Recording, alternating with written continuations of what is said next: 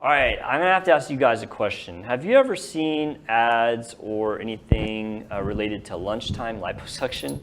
No.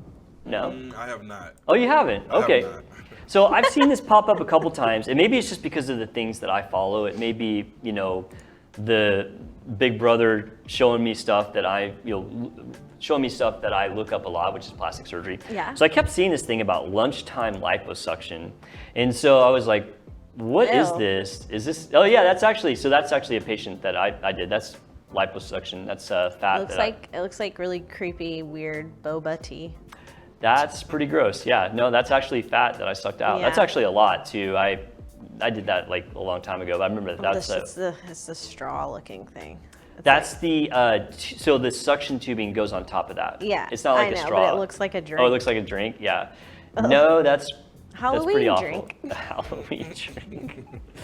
All right, so I want to talk about lunchtime liposuction because I've seen some ads about this, and this is my wheelhouse. As I've told you guys Yes. before, after plastic surgery, I did a fellowship in cosmetic breast and body surgery. I do tons of liposuction, love it, great surgery. So when I started looking into this, 'cause I was like, what do they mean by lunchtime liposuction? I quickly found that there's not really a consensus for what lunchtime liposuction means. It really depends on who's throwing it out there. Sounds like sketch. It is sketch. I agree with you, and Okay. I'm kind of a purist. I hate gimmicky things about plastic surgery, like gimmicky marketing stuff, and I hate stuff that like kind of downplays seriousness of surgery. Mm-hmm. And I feel like this is that. So I'm not really like a huge fan of this whole idea of lunchtime liposuction, but I want to educate people so they at least know what it is. So when I started looking at these different web pages, as I said, what actually lunchtime liposuction meant depended on what site I was looking at. So I'm going to go through all the different things that they said is considered lunchtime liposuction. But you hear these buzzwords like general anesthesia is unnecessary. Yes. There's no incisions, no downtime, fast recovery. You can drive yourself to come get it. And it was just kind of like, well, that once again sounds kind of gimmicky. Mm-hmm. And we do marketing, but I don't know. I feel that you don't want to trick people into having something. Like every procedure is serious business, and you need to like go in knowing exactly what it is, and not. Is it like that clip you showed us of that lady who was giving, or somebody who was giving liposuction to people or doing some type of surgery where they're like awake? Wide awake surgery? Yes. Okay, so that is one of them. Yeah, very good. Ugh.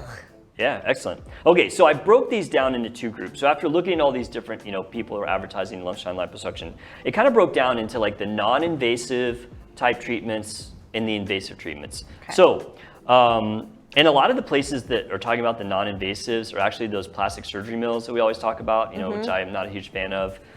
So it's Florida? kind of, huh? I said in Florida. Yeah. Oh yeah, I'm sure lunchtime liposuction is huge in Florida. Or in like Hollywood, Oh, California big time, and yeah. stuff. So like the non-invasive lunchtime liposuction included things like cryolipolysis. So remember cool sculpting? We talked about that one time.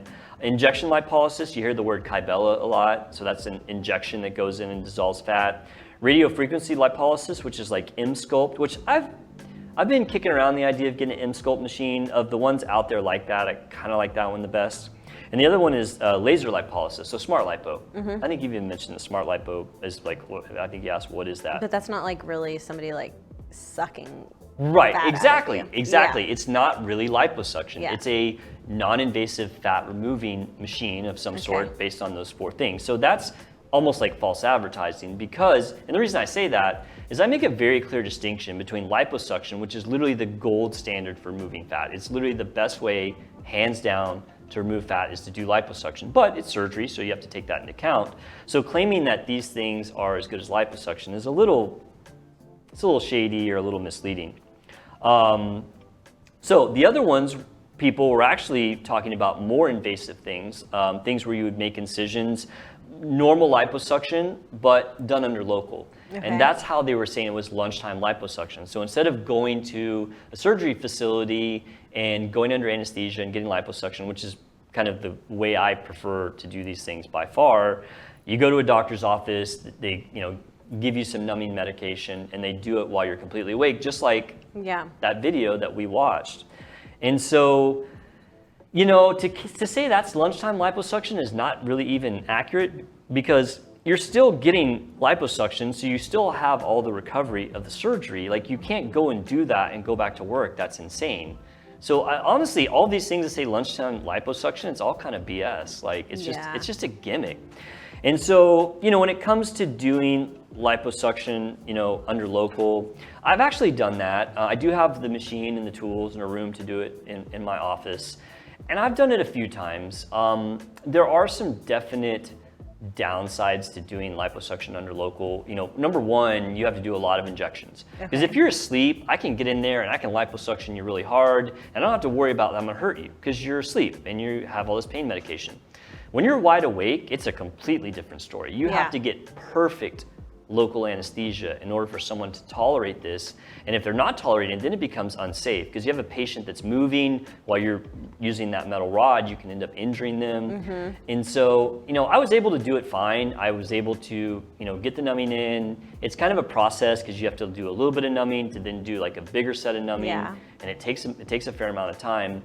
But the issues that I bumped into is that in order to get that perfect anesthetic where one, you felt like the patient isn't getting tortured, and two, that you feel like it's safe, you are using a lot of numbing medication. And there is a limit to how much numbing medication you can take safely. The numbing medication, as the levels of that start to get higher in your bloodstream, it starts to give some pretty negative effects. The first is like you get a feeling like you're drunk. You get this kind of like lightheaded and maybe you're acting like you've had a couple drinks. But then as that level starts to get higher from there, it gets actually dangerous and you can get into arrhythmias of your heart, and if you give too much, you can actually die from it. And I know for a fact that when I've been reviewing bad outcomes in plastic surgery, I know for a fact that some of those are due to people getting surgery in an office setting and they get a toxic dose of lidocaine or those other anesthetics, and bad things happen.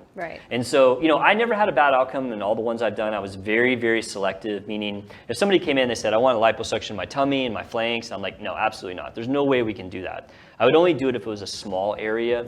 And I even had one patient that we did it, and we know exactly how much lidocaine we give safely because you can calculate that based on body weight. It's easy to do. And we had done one side, and I'd used kind of like 3/4 of what I thought was safe. And I actually told her, I was like, look, you needed more pain medication than normal. We're gonna have to have you come back the next day to finish. And of course she was cool with that because it's safety and we're doing safe things. But those are the things you bump into when you start to do things in the office. And yeah, you can do it safely, but I don't know. I mean, it's just, for me, it's just so much easier and safer to do it in surgery. And so I'm pretty reluctant these days to do that anymore. I did it for a short time, and like just watching, like having watched the liposuction, like the process of it.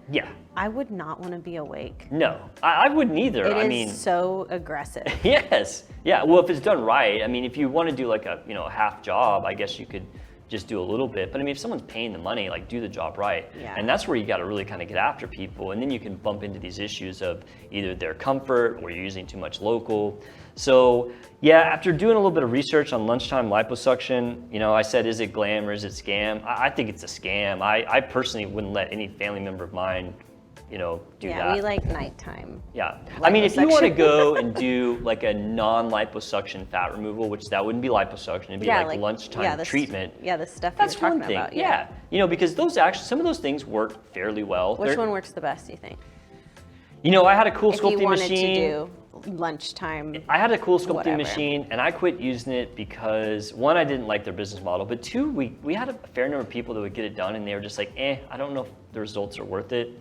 So, I've been thinking about getting an M-Sculpt Neo machine, which is the radio frequency lipolysis. And that's the one too that also like builds your muscle. Like you literally, you would love this. So this machine, you can literally get a 6-pack or like big guns just from using this machine. Because is it like a high-tech like TENS unit or something? Yes. So it has radio frequency, but it also stimulates your muscles. Like you can slap that thing on, never work out, and like have like a 6-pack and like huge guns. It's crazy. I've actually used it. When they came in, they brought one of the machines to my office, and I did a full treatment on my abs. I mean, the thing is like working out. Like you say you're not working out, but you're like, like it's pretty intense. But yeah, I've been thinking about getting one of those machines. I haven't done it yet, just because I have a lot going on. But it's been in the back of my mind. So. Nice. So anyway, lunchtime liposuction. be wary. I mean, be wary of anything that's gimmicky, you know, anything that's trying to trick you into coming to have a procedure or surgery. Just find somebody that you trust, somebody that's going to go over all the details with you, and just don't be conned and do anything. So Yes. I'm gonna give lunchtime I agree. liposuction thumbs down. So Yeah, we don't like not it. in favor of that.